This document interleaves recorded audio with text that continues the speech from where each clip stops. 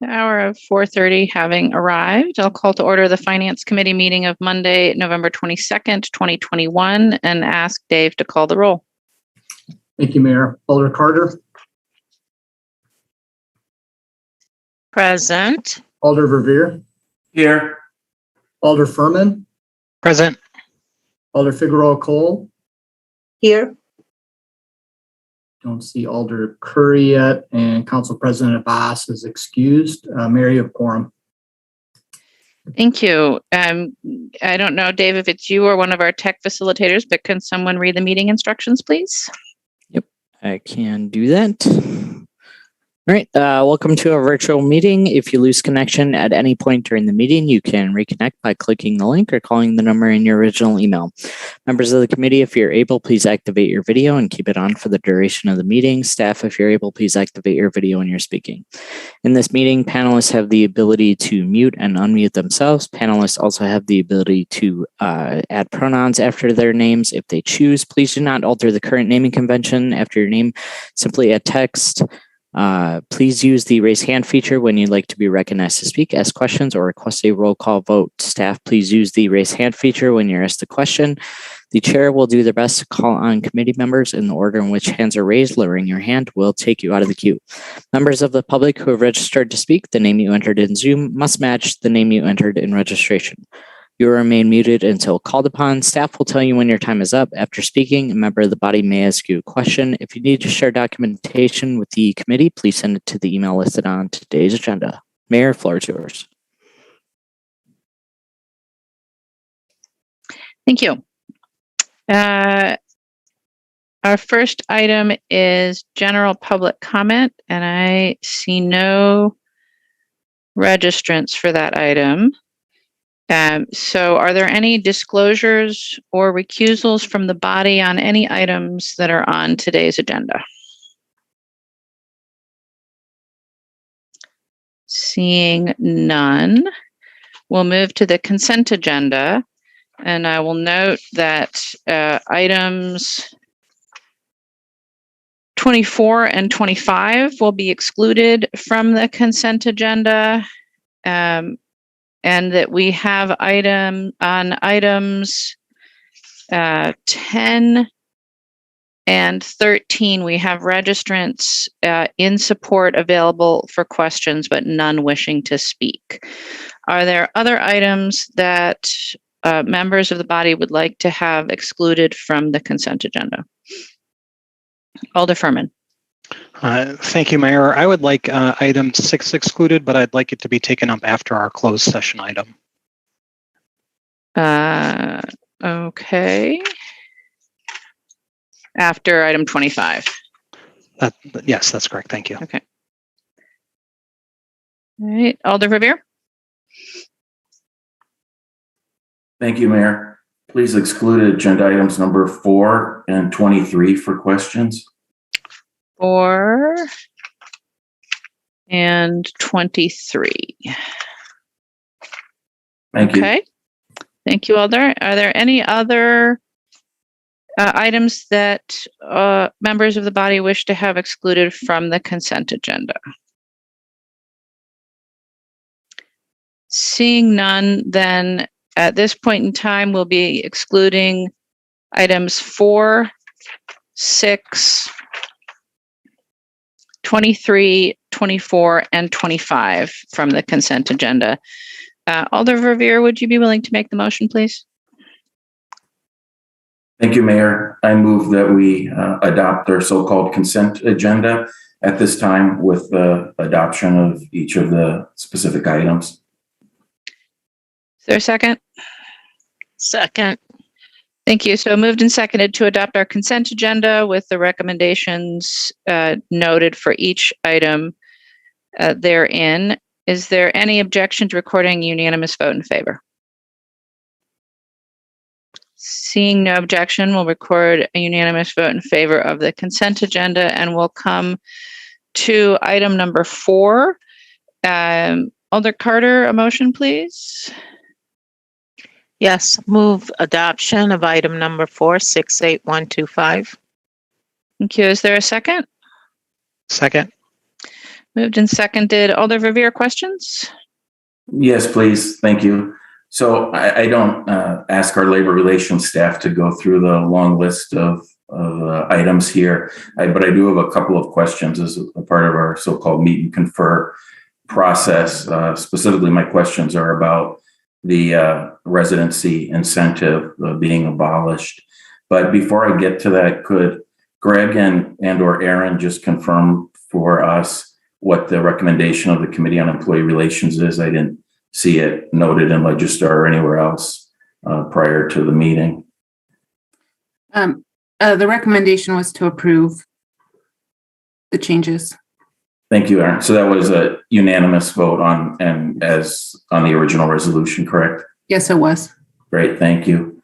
And then as it relates to the item that I mentioned, the residency incentive, as you probably remember, I'm sure both of you do, Aaron and Greg, this has been a matter of some controversy for many years. And in fact, the Common Council declined to adopt a resolution to this effect a few years ago. Could you just give us a background on the residency incentive and describe the conversation that was had between labor and management on this item, please, as part of the meet and confer process? Sure. So this is an item that MIPC has brought forward for a number of years. I think the biggest issue that is their concern is that they're one of the very few groups who have any sort of residency requirement or disincentive. And it became more prominent this year, I think, in part due to obviously the rising cost of homes in the city, the issues that they have with what they consider to be equity issues related to other city employees and the lack of this disincentive for them. They also had significant concerns about the fact that, or about their perception that this residency disincentive is not actually doing the job that we hope it to do.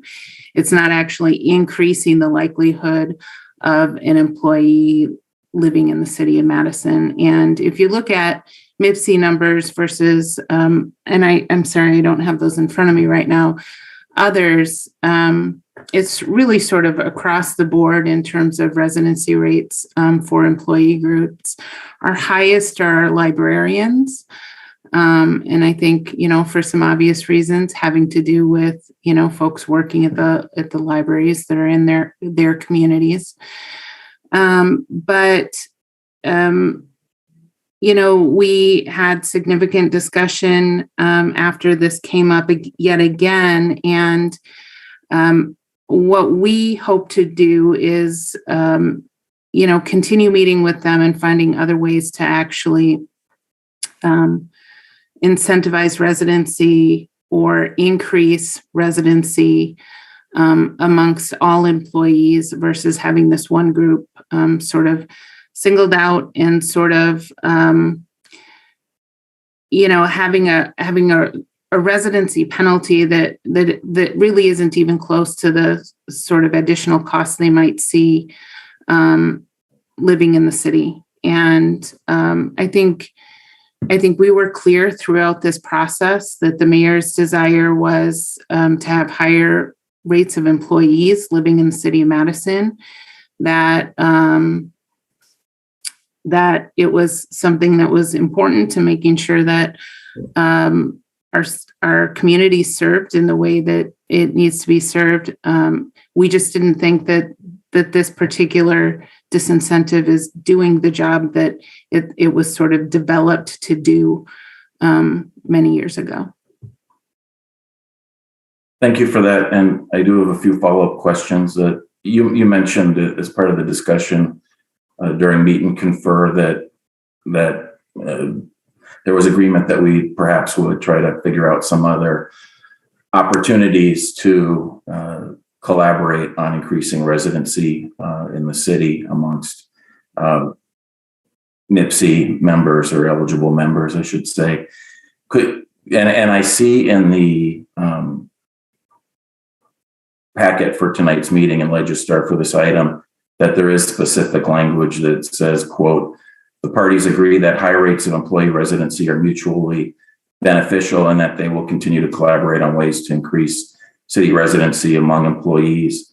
Could you describe, again, either of you and anyone else that wants to contribute here, the opportunities that we might have? Are there any specifics that you could share with us this afternoon as the HR or others might be exploring? Did MIPC offer any specific suggestions? Yeah, so one of them, I think we thought there was going to be potentially a lot of legal hurdles to get by, but it was a sort of loan program that was developed by MIPC. Our initial discussion with the city attorney's office is that it wasn't a permissible thing to offer to employees, and so we weren't able to go down that road. There's also a sort of her first-time home buyer stipend that I think only our city attorneys enjoy at this point. That's another method for doing that. I think part of it is that we have to just sell the benefits of living in the city of Madison, because the costs alone aren't, they're not going to outweigh what we can provide in benefit isn't going to outweigh the added costs they might see right now, especially with rising home prices. But those were a couple. Thank you. And then I don't know if this question is most appropriate to you or to finance staff, to Dave and Christine, but could you explain how the fiscal note for this particular item was developed? The anticipated cost, as you know, was estimated at $114,000. I don't know if that's in the first year or what have you, but could someone explain how that fiscal estimate was formulated, and perhaps as part of the explanation, what the ballpark percentage of how many of our employees currently in comp groups 18 and 44 reside in the city versus not? Alder Revere, I can give you a little bit of how the figure was arrived at, and perhaps Aaron and Greg can talk about what that proportion is. But we basically looked at the number of employees who currently receive the deduction in the longevity payment. That is a part of it. It's a 1% reduction. And I think also looked through the year as to those who might become eligible for that for longevity. And so that 114,000 is based on that number of employees. And then that's an all funds amount. The general fund share of that, I think, was around $70,000. Thank you. Could someone comment on the ballpark percentage of how many of our 18 and 44 employees live in the city today? It's going to be a real ballpark.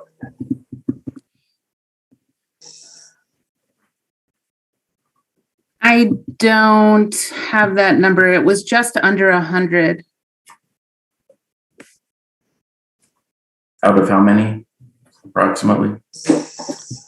452. So you believe it's how many again out of 452 reside in the city of Madison? I don't know how many necessary. So that doesn't calculate how many live in the city of Madison. That's how many have a percent of longevity reduced from them based on this. Obviously, if they don't have any longevity, they wouldn't have that penalty. And I don't believe we apply that penalty either if they've, it's always your next step of longevity that they remove. So if you don't have another step or haven't had another step, that would impact it as well. So I don't think I don't have the number of the the rate of residency right here, but there are 452, and of that, it was just under 100. I want to say 97, but without having that number in front of me, I'm a little anxious about doing that. But that would be sort of ballpark. Thank you. And then perhaps this question will be most appropriate to you, Mayor, if you're interested in responding. I did note that this was included in the executive operating budget. I didn't, given all the other issues we were juggling with during our budget deliberations, I chose to not ask questions about it and comment on it at the time. But obviously, this is something that you, Your Honor, thought was an appropriate modification to make to our longstanding policy. Do you want to give your perspective on why you agreed with MIPSI and any ideas you have for the future of incentivizing residency of our managers and supervisors and highest level professional staff? Thank you, Alder. I mean, let me be clear. If I could require residency for every single one of our employees, I would. I strongly believe that people who work for the city should live in the city. But the legal framework to do that is unavailable to us at this point in time, and has been, as you know, for years. So, when it came around this time, to me, it's really a question of two things. One, fairness, with a very small portion of our employees, subject to this. It seemed to me that was increasingly untenable. And two, the rising cost of housing in the city, recognizing that particularly during the pandemic, and given the housing crisis that we experience, that it's very difficult to, ask people to try and find housing in the city, which may not be available to them, at a price point that's reasonable. I would love to find a way to better incentivize people living in the city. I think, again, it's very important for our employees to live in the city that they serve. And I'm open to exploring future policy options for that. At this point in time, I don't think we have any really strong candidates, but I think we'll continue to work with our friends in labor and, search for other policies that have been successful perhaps in other cities, and see what we can come up with. Thank you. I have no further questions. Thank you, Alder. Are there any other questions on item number 4? Erin, did you want to add something? I just want to correct the record. So I did find the number of total employees that this impacted. It was 133. I don't know where my 97 number came from, but it's 133. Thank you, Erin. Any other questions for staff on item 4? All right, seeing none, it's been moved and seconded. Is there discussion? Alder Revere? Thank you. So let me just say that admittedly, my interest in this issue is because I am a veteran member of this committee and have been through this and have been personally lobbied by MIPSI members for years on this topic. I must admit that I was surprised to see it as part of the meet and confer process, that it was agreed to by management as something that was seen as relatively non-controversial given controversy over the years. And as I said, an actual resolution was defeated by the Common Council not that long ago to do away with the 1% residency incentive. So I was surprised to see it as part of this, again, generally non-controversial meet and confer process. As some of you know, I was a former member of the Committee on Employee Relations. I don't know what your conversation was on this topic in the committee meeting. That meeting isn't available, at least not yet. The recording of it on the City Channel website. So I wasn't able to see what the conversation might have been. But with all that said, residency is a painful topic, as you can appreciate when you know and work with folks on a daily basis amongst our excellent city staff. It's hard to have these conversations about real life issues. And I, appeal to you about, for example, the school district and, areas of their quality of life of our employees that we have no direct role in. And so these are difficult conversations, especially when, Aaron mentions that this item will affect immediately over 100 of our employees. And of course, as alders, we deal with comp groups 18 and 44 more than we deal with most comp group employees. So this is a difficult issue. I will acknowledge that up front and do so. Like you, Mayor, I have long supported residency and have, in fact, one of my only votes against organized labor during my long time in City Hall was on the issue of residency for assistant city attorneys. And it again, pains me to be seen as a anti-labor and when it relates to residency. But I know long ago, and when I joined the council, the train had left the station through Me Too provisions of collective bargaining agreements, where during my time in City Hall, one comp group after another was successful in removing residency requirements. And then, of course, during the Walker reign at the state capitol, the kind of last vestiges that we were able to hang on to were overturned by the legislature and governor.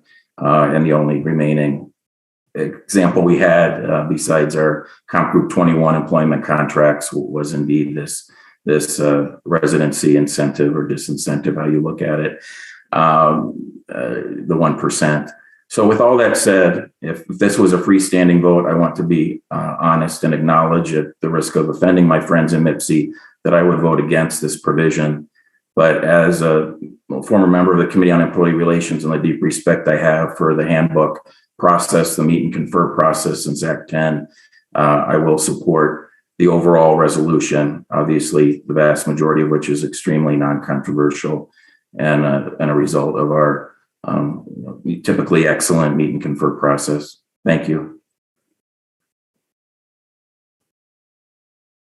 Thank you, Alder Verveer. Is there further discussion? Seeing none, it has been moved and seconded. Is there objection to recording unanimous vote? Seeing no objection, we'll record that vote on item 4, and we'll, unless there's objection from the body, we'll take up item 6 at the end of our agenda. Seeing no objection, that will take us on to item 23, which is Legistar 68346, amending the operating budget and making transfers between funds. On item 23, Alder Carter, could we get a motion, please? Move adoption. Is there a second? Second. Moved and seconded. Alder Verveer, you had questions on 23? Yes, thank you, Mayor. I did see that Christine was kind enough to send us all an email this afternoon with a short PowerPoint presentation. Rather than me jumping right into the questions I had in advance, perhaps Dave or Christine wish to review the slides with us. Certainly, I can walk through those, Mayor, if that's all right with you. Go right ahead. Thank you. All right, so what you have before you in this agenda item is the year-end resolution.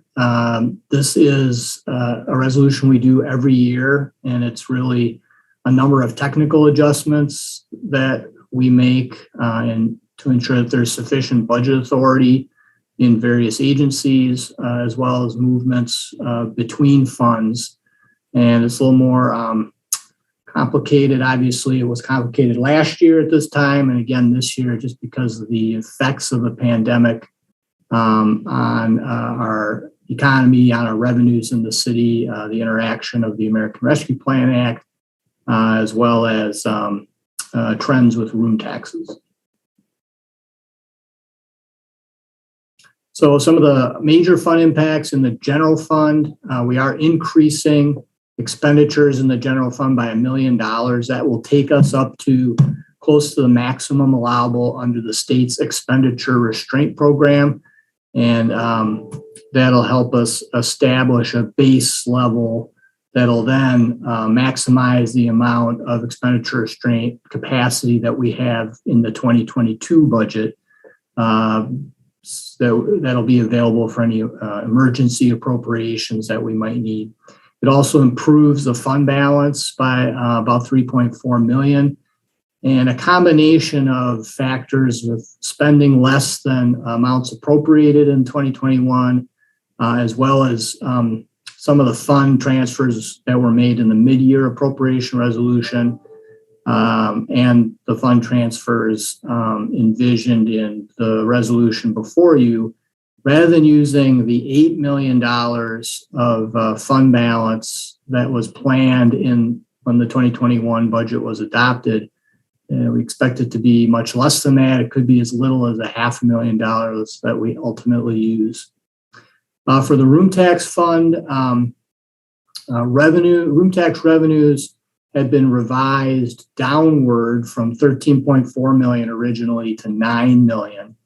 And a series of actions had been adopted in the mid-year resolution to address that, including transfers from the surplus in TID 25 to the room tax fund, as well as deferring or basically not making any transfer of room taxes from the room tax fund to the general fund, as was included in the original 2021 adopted budget. The third quarter actual collections for 2021 came in a couple of weeks ago for room taxes. Those were much stronger than projected as a part of that $9 million forecast. And that improvement means that we may not need all of what was transferred to the room tax fund. And so the year-end resolution before you would allow the transfer of up to 2.4 million back to the general fund in response to whatever those final room tax collections are, which we won't know until February of 2022. In the grants fund, that is where all of the funding that we've received so far under the American Rescue Plan Act related to the local funding amounts have been deposited. And this resolution would transfer $1 million to the general fund that would then be appropriated to meet fire department costs. And then finally, as part of the VW settlement monies that the city received from the state to help finance the purchase of buses, we have to make just some technical adjustments so that Metro has sufficient budget authority to repay the loan component of that.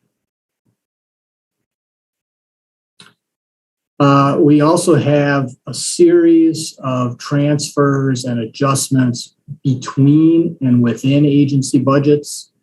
The sick leave escrow, we are making some transfers from that to the finance department and the parks division.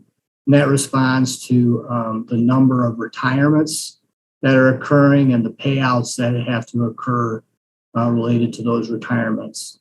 There's also some minor adjustments related to carry forward encumbrances. So these might be multi-year contracts that we have to have budget authority for in the subsequent year.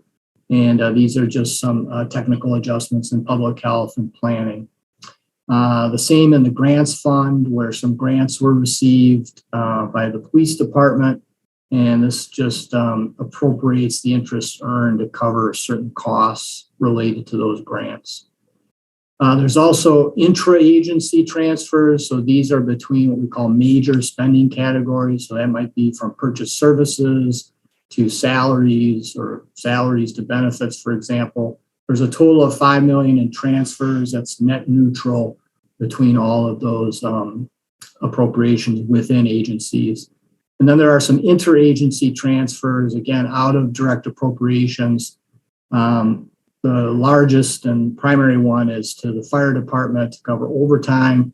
That's in addition to the $1 million that's coming from ARPA to cover those costs, as well as a transfer that was made in the mid-year appropriation from sick leave escrow. So overall, a series of transfers have been made to cover about 2.3 million of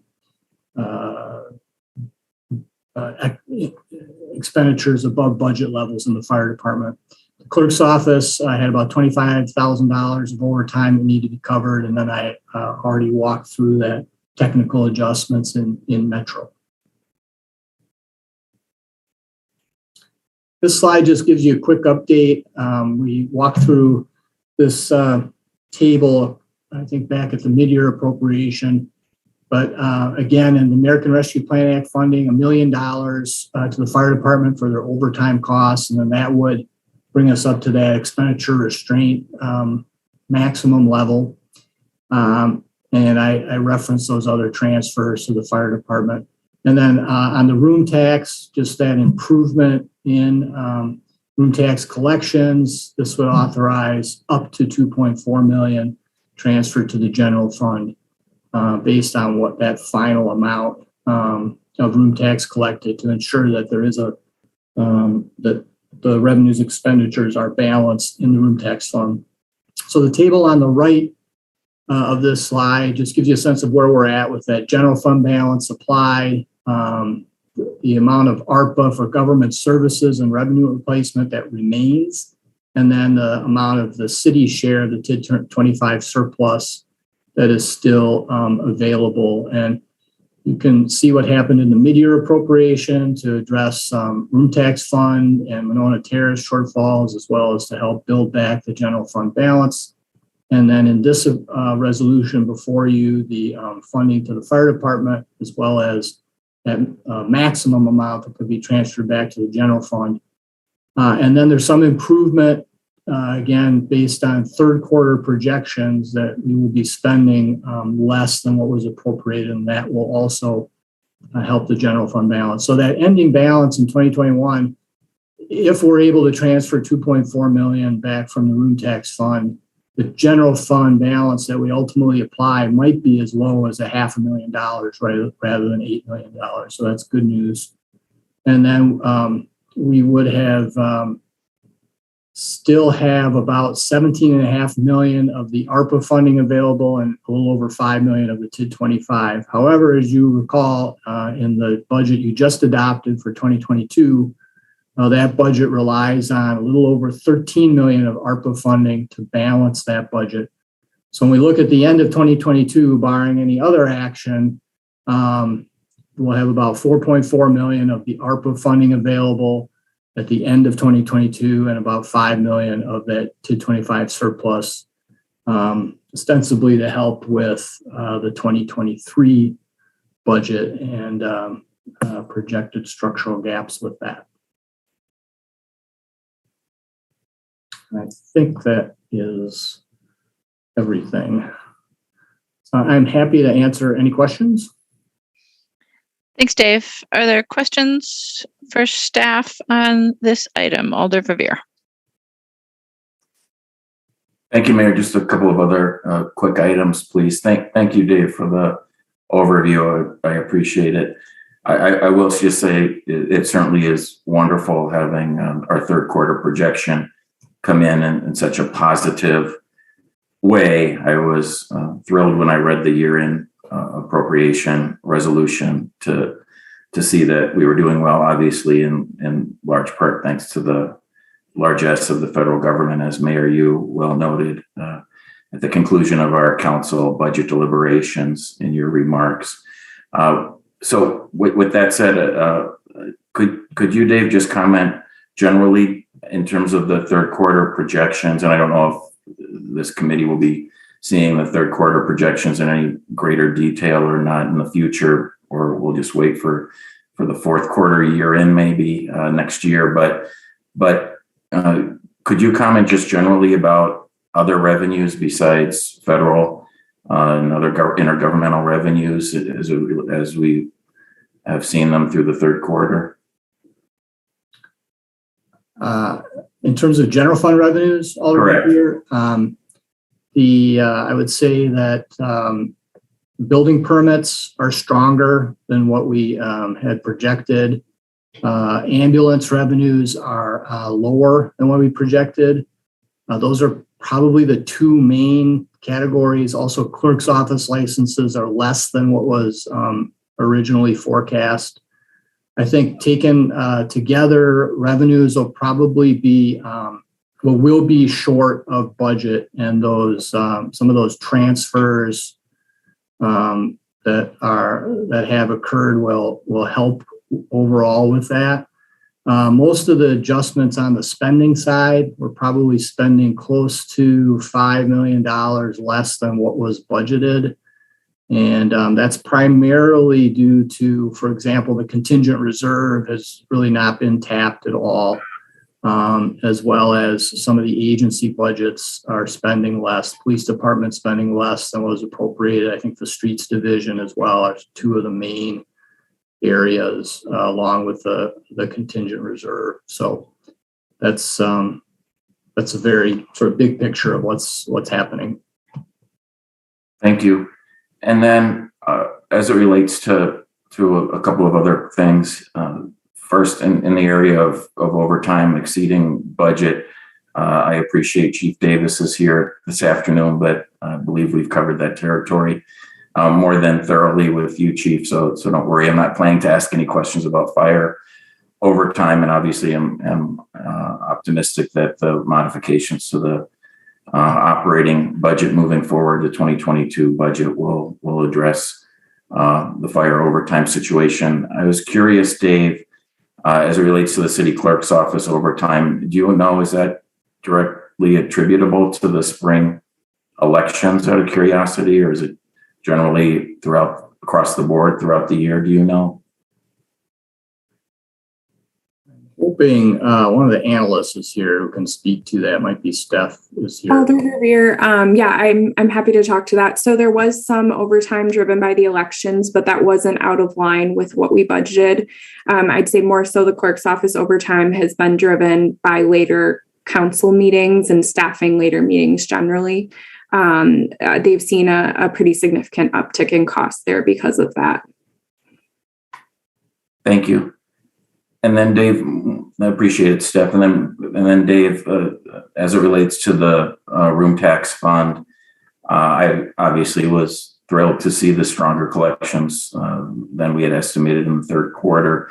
I want to acknowledge and appreciate the personal email that you sent to the room tax commissioners, myself and Alderperson Carter included, and moreover, though, to the agencies, the organizations that we fund out of the room tax fund. I was just curious, did you receive any responses to your email of Friday? Were any of the organizations commenting at all on what's included in this year-end appropriation resolution? I received one email that said, "Thank you for the update. Have a happy Thanksgiving." Very good. Well, let me just say on that note, as a room tax commissioner, I do think it's appropriate that we make this move, and it's as I say, really great that we won't have to have the infusion of TID 25 payout for the room tax fund that was anticipated only, I would say, weeks, certainly months ago. So appreciate that very much as well. Those are my questions. Thanks very much, Dave and Mayor. Thank you. Are there other questions on item 23?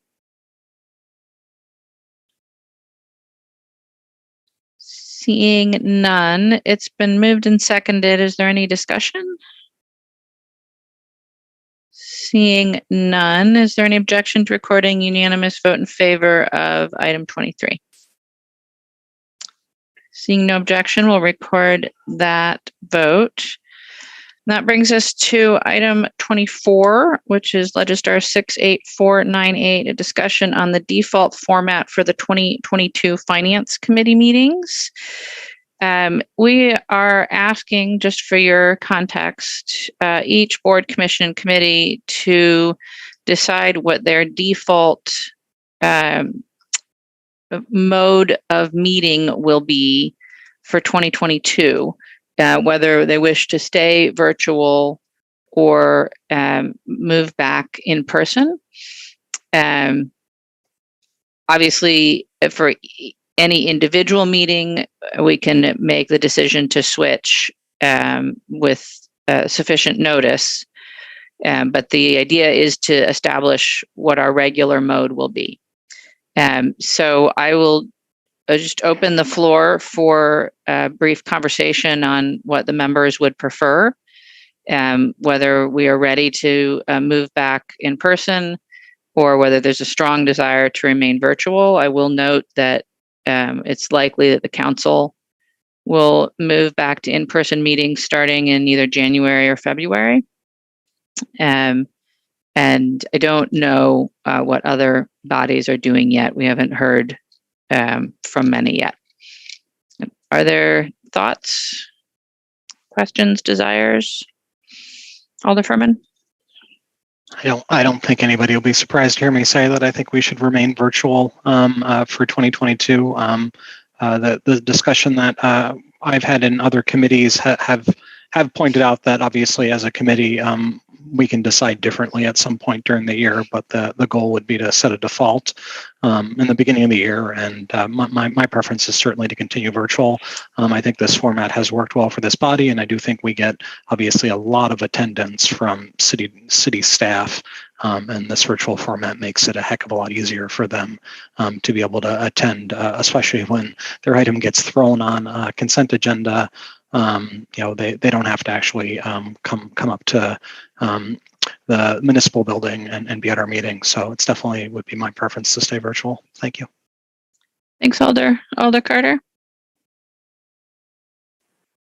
Thank you, Mayor. My preference is also to remain virtual. I think that, not to repeat everything that Alder Furman said, but I do enjoy not only the fact that it's easy for city staff to pop in and pop out, but also other alders to attend. Thank you. Thank you, Alder. Are there any other preferences, thoughts? Alder Figueroa Cole? I also prefer the virtual setting. So like that. Thank you, Alder. Seems like I'm in the minority. Alder Curry also prefers virtual.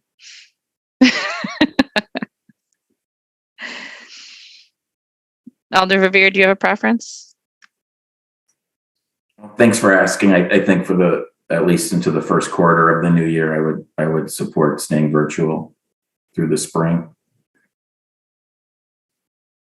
All right, so I'm not sure. I think we probably do need a formal motion to adopt. So perhaps Alder Furman, you might be willing to make a motion to set our first quarter meetings as virtual and allow us to revisit. Sounds great. I'd like to move a motion to set Finance Committee's meetings for the first quarter of 2022 as virtual. Is there a second? Thank you. Alder Figueroa Cole, did you have a question or comment? Just wanted to clarify. So we just selecting, this is what I've been told in all the other committees, that we're just selecting the default, right? So like you said earlier, we can always revisit on the spring or the middle of the year. Whenever we want, we can always revisit for a new setup in in-person meeting, correct? Yes, Alder, the idea is though that we really, that bodies adopt a default that will be the way that they meet. We don't really want to be switching back and forth like every other meeting. I think that's really confusing for the public, for staff, et cetera. The idea is to sort of make a statement about what we're going to be doing. And then if we, so for example, if this motion were to pass, we would be saying pretty clearly we're meeting virtual through the first quarter. It will be a rare circumstance and would be noticed on an agenda if we were going to make a proposal to meet in person during that time. So it just gives a little bit more certainty to folks who are wanting to interact with these meetings. Okay. Yeah, just again, so in the other meetings, we didn't have that second option. We didn't even consider discussing it again. It was just like, if that comes up, we talk about it, but that's fine. I don't oppose revisiting it on the next quarter. Thank you. Thank you, Alder. Is there any other discussion? All right, so moved and seconded to set our meetings as virtual through the first quarter of 2022. Is there any objection to recording unanimous vote in favor? Seeing no objection, that vote will be recorded. And now we'll come to item 25, which is a bargaining update and which we'll take in closed session. Can I have someone make the motion, please, and read the disclaimer to take us into closed session? Alder Carter? Yes, I move that we go into closed session. When the Finance Committee considers the following matters, it may go into closed session pursuant to Section 19.85, subsection 1E, Wisconsin State Statute, which reads as follows: deliberating or negotiating the purchase of public properties, the investing of public funds, or conducting other specified public business whenever competitive or bargaining reasons require a closed session. If the Finance Committee does not go into closed session, notice is hereby given pursuant to Section 19.85, subsection 2, Wisconsin statute, that it may reconvene in open session without waiting 12 hours as specified in the statute. Second. So moved and seconded to go into closed session. This requires a roll call vote. All those in favor, aye. Those opposed, no. As your name is called, and Dave will call the roll. Alder Carter, Aye. Alder Revere, Aye. Alder Furman, Aye. Alder Figueroa Cole, Aye. Alder Curry, Aye. Mayor, it's unanimous. We will move into closed session. We'll ask any folks from the public that are still here with us to leave, and any staff that are not necessary. Looks like they're already gone.